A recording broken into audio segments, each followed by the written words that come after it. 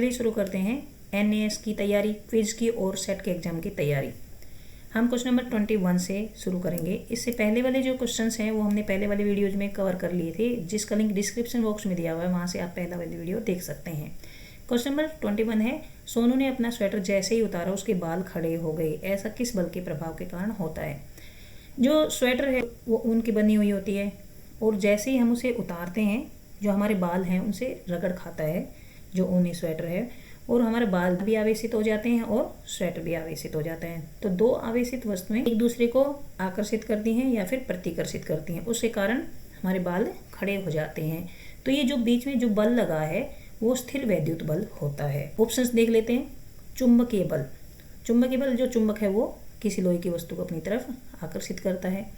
स्थिर वैद्युत बल, स्थिर वैद्युत बल वो होता है दो आवेशित वस्तुएं एक दूसरे को आकर्षित करती हैं या प्रतिकर्षित करती हैं। घर्षण बल, दो वस्तुएं आपस में जो रगड़ खाती हैं उनके बीच में जो बल लगता है वो घर्षण बल होता है। पेशीय बल, हमारी जो मांसपेशियों द्वारा लगाए हुए बल को पेशीय बल कहते हैं। इसमें आप सही आंसर छांट के लिखेंगे। हमारी आँख में कौन सा लेंस होता है। हमारी आँख में प्रतिबिंब वास्तविक बनता है, तो वास्तविक प्रतिबिंब किस लेंस से बनता है, उत्तल लेंस से बनता है। तो हमारी आँख में कौन सा लेंस होगा, ऑप्शन देखते हैं। उत्तल लेंस, ब अवतल लेंस, ए और बे दोनों या इनमें से कोई नहीं। अब आते हैं प्रश्न नंबर 23 पर। ऐसा लेंस जो बीच में से पतला या किनारों में से मोटा होता है। उत्तल लेंस होता है वो बीच में से मोटा होता है और किनारे पर से पतला होता है। अवतल लेंस होता है वो बीच में से पतला होता है और किनारे पर से मोटा होता है। आंसर देखते हैं। ए उत्तल लेंस, बे अवतल लेंस, ए या बे दोनों या इनमें से कोई भी नहीं। अब प्रश्न नंबर 24 पर आते हैं। अवनीश के पास एक लेंस होता है जो बीच में से मोटा और किनारों पर से पतला होता है। उस लेंस से वह सूर्य के प्रकाश को अपने मित्र के हाथों पर चलका गिराता है। थोड़ी देर में मित्र के हाथ की त्वचा जलने लगती है। तो बताइए अवनीश के पास कौन सा लेंस है। ये एक्टिविटी आपने जरूर की होगी। तो जो अपसारी लेंस होता है वह क्या करता है, उस पर जब प्रकाश की किरणें गिरती हैं तो वो किरणें फैल जाती हैं। और जब अभिसारी लेंस होता है उसमें क्या होता है, जैसे ये किरणें आई तो वो एक पॉइंट पर मिलती हैं। कौन से लेंस से हुए। अब ये देखिए इसमें लिख रखा है बीच में से मोटा और किनारों पर से पतला होता है। तो ये लेंस कौन सा होता है, इसका उत्तर आप लिखेंगे। निषेचन के पश्चात बना युग्मनज होता है। अगुणित होता है मतलब वो कोई भी किसी भी हिस्से में नहीं बढ़ता है। बहुगुणित मतलब उसके बहुत सारे हिस्से हो जाते हैं, या तीन या दो हिस्से हो जाते हैं। ये इनमें से बताना है क्या आंसर आएगा।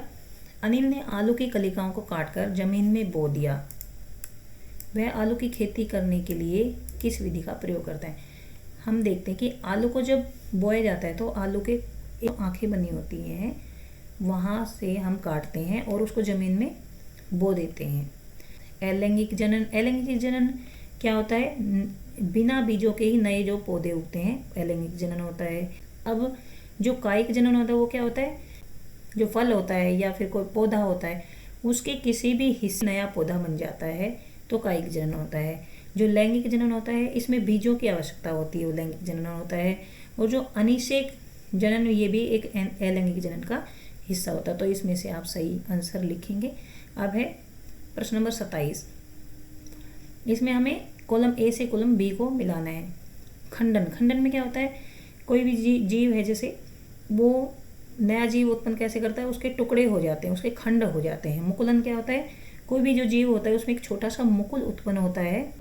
अनिषेक जनन जो अलैंगिक जनन का ही प्रकार होता है। लैंगिक जनन इसमें बीजों की आवश्यकता होती है। तो देखिए इसका आंसर आप बताइए क्या होता है। इसको आप लास्ट में चेक करेंगे कि आपका आंसर सही है या गलत है। मिलेटोनिन हार्मोन स्रावित करने वाली अंतःस्रावी ग्रंथि का नाम लिखिए। हमारे शरीर में अनेक अंतःस्रावी ग्रंथियाँ होती हैं तो उनमें से हार्मोन स्रावित होता है।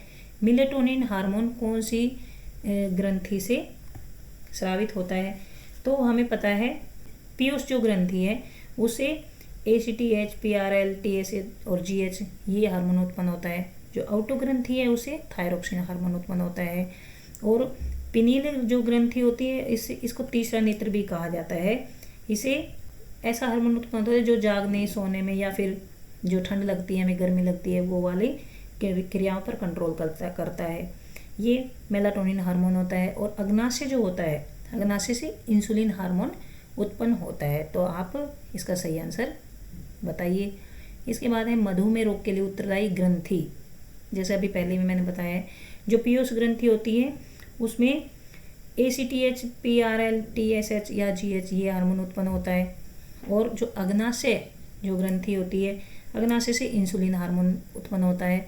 और आउटो ग्रंथि जो है उससे थायरोक्सिन हार्मोन उत्पन्न होता है।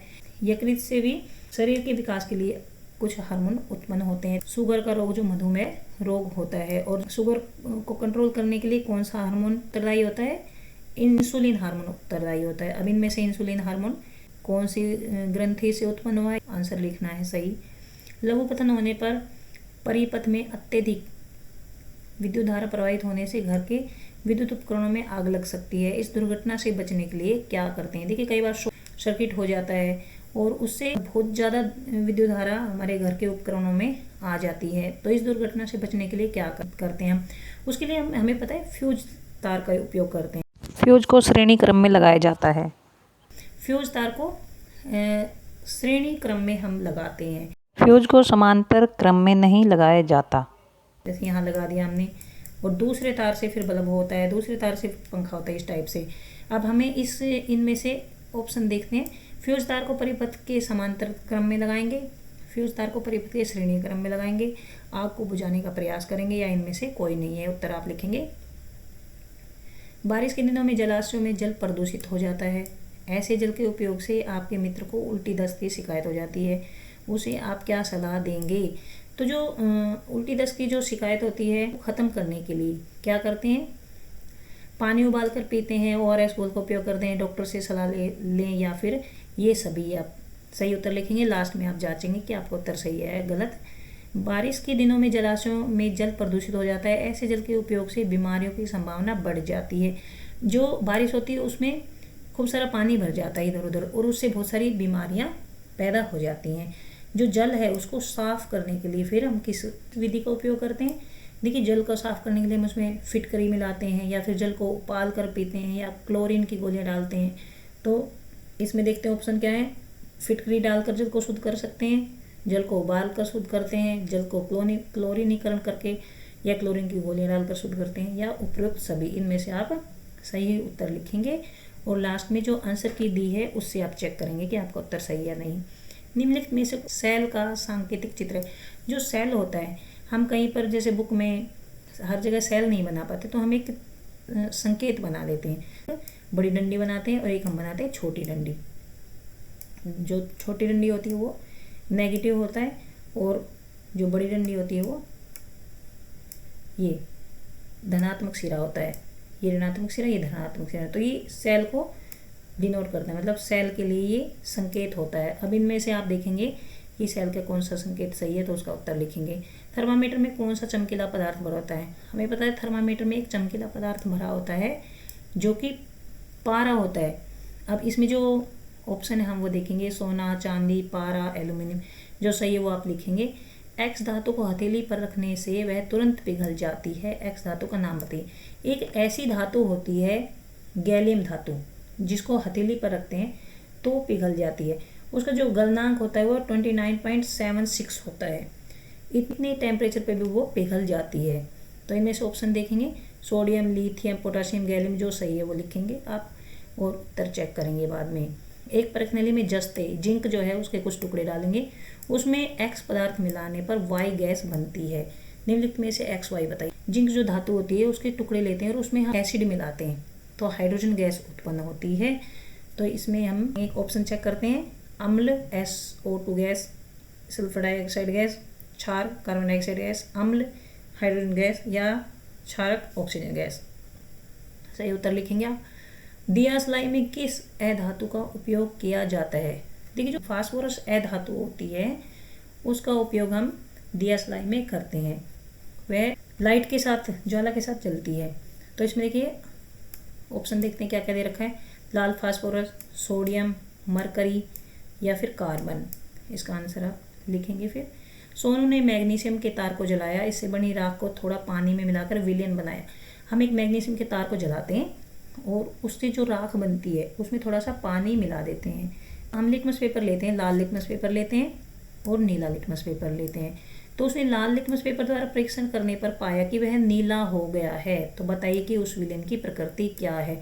तो हमें पता है जो अम्ल होते हैं वो नीले लिटमस को लाल कर देते हैं। जो क्षारक होते हैं वो लाल लिटमस को नीला कर देते हैं। तो ये जो हमने विलेन जो बनाया था वो लाल लिटमस को नीला कर देता है।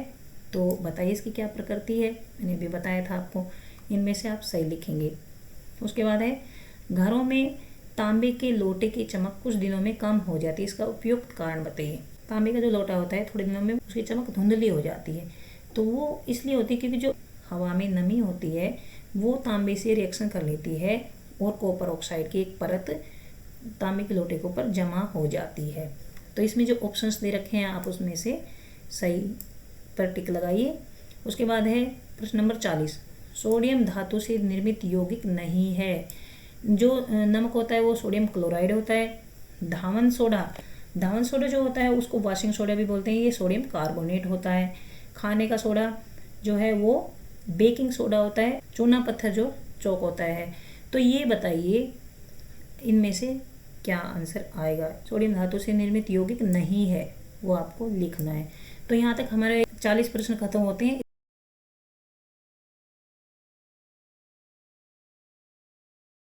इसके बाद नेक्स्ट में हम 41 से शुरू करेंगे। वीडियो पसंद आए तो चैनल सब्सक्राइब करें, लाइक करें और शेयर करें। Thank you.